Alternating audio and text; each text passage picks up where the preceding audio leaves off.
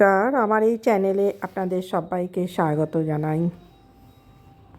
আজ আমরা দুর্গাপুর থেকে গাড়ি নিয়ে বেরিয়ে পড়েছি শ্যামারূপা গড় জঙ্গলের শ্যামারূপা মায়ের মন্দিরে যাবার জন্যে। সেখানে মাকে দর্শন এবং মাকে প্রণাম করার উদ্দেশ্যে বেরিয়ে পড়েছি। দেখুন, যাবার সময় এই রাস্তাটি দুপাশারি জঙ্গল, এই জঙ্গলের মধ্যে দিয়ে রাস্তাটি চলে গেছে একেবারে আপনার শ্যামারূপা মায়ের মন্দিরের উদ্দেশ্যে। আর সেখানে আপনার একদিকে দেউল আছে, দেউলের শিব মন্দির, দেউল পাড়, আর এটি হলো শ্যামারূপা মায়ের মন্দির।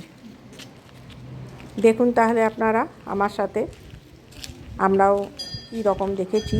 তবে এখন অনেকটাই ফাঁকা ফাঁকা এবং অনেক কিছু এখানে নির্মাণ হয়ে গেছে বসার জন্যে, বা প্রচুর মানুষের ভিড় হয় এই সব কারণে এখানে এখন অনেক কিছু তৈরি হয়েছে।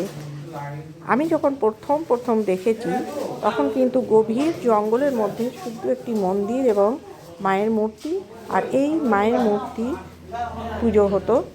সকালবেলায় পুরোহিত ঠাকুর একটু দূর থেকে চলে আসতেন এবং বিকেলবেলায় একবারে সন্ধ্যা আরতি দিয়ে ফিরে যেতেন বাড়ি, কেননা দুপাশারি গভীর জঙ্গল। দেখুন তাহলে আমার সাথে। জয় মা, জয় বাবা ভোলানাথ। এটি খুব জাগ্রত মায়ের মানে দেবী। এটি খুব জাগ্রত দেবী, তো বহু প্রাচীন।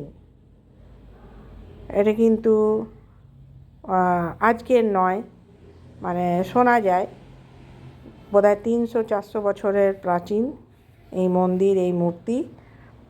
আর দেখে নিন, এখন তো মন্দির অনেক কিছু নির্মাণ করেছে, মন্দিরে অনেক কিছু তৈরি করেছে।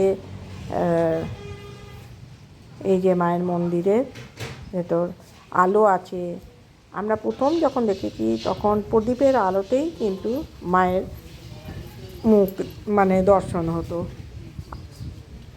চতুর্দিকে শুধু গাছে জঙ্গলে ভর্তি ছিল, সেগুলো কেটে এখন কিন্তু আসলে মানুষ এখন অনেক বেশি আসেন, মায়ের দর্শন করেন, পুজো দেন।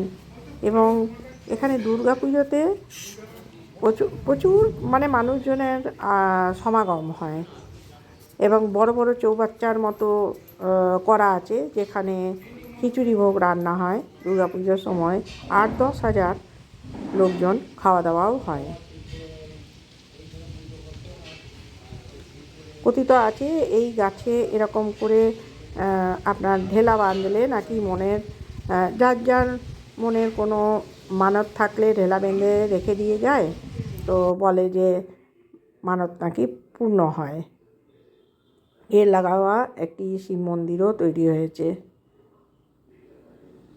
তাহলে দেখুন আপনারা, দেখছেন চতুর্দিকে কিন্তু গাছে ভর্তি। এই যে হলো মায়ের দর্শন। এই যে মায়ের মন্দিরের পাশেই এই ভোলানাথের মন্দিরও তৈরি আছে। দেখুন কী রকম জঙ্গল। এই গাছের ছবিতেই আপনারা বুঝতে পারবেন যে কী মাত্রায় এটা জঙ্গল আছে।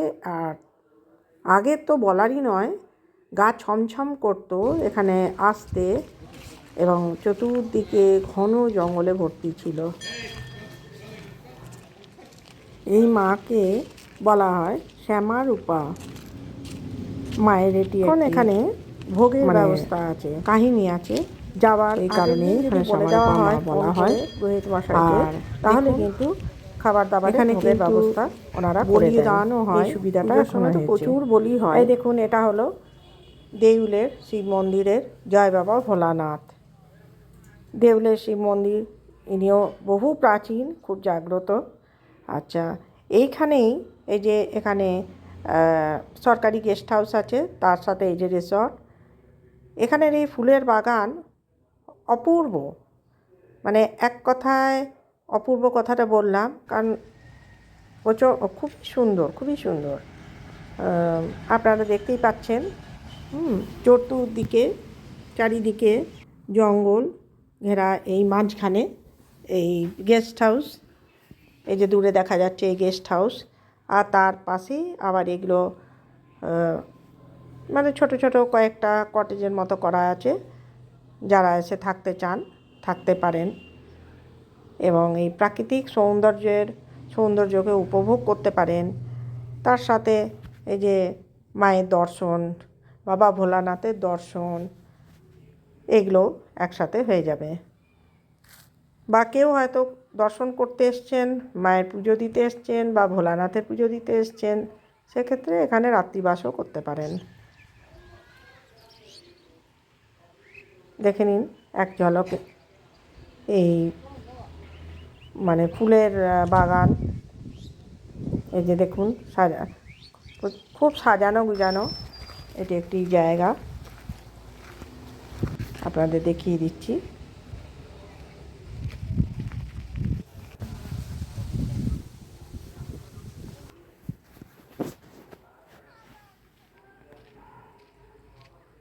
আমার তো ভীষণ ভালো লেগেছে, এত অপূর্ব ফুলের সমারোহ, চতুর্দিকে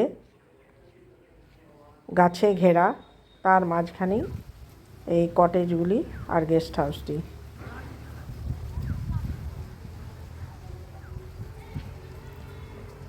আমরা তো দুর্গাপুর থেকে গেছি, দুর্গাপুর থেকে এমন কিছু দূরত্ব নয়, এই আপনার 35-40 মিনিটের রাস্তা যে পৌঁছেছি এবং আবার দেখে বিকেলবেলায় ফিরে এসেছি ভোগ খেয়ে।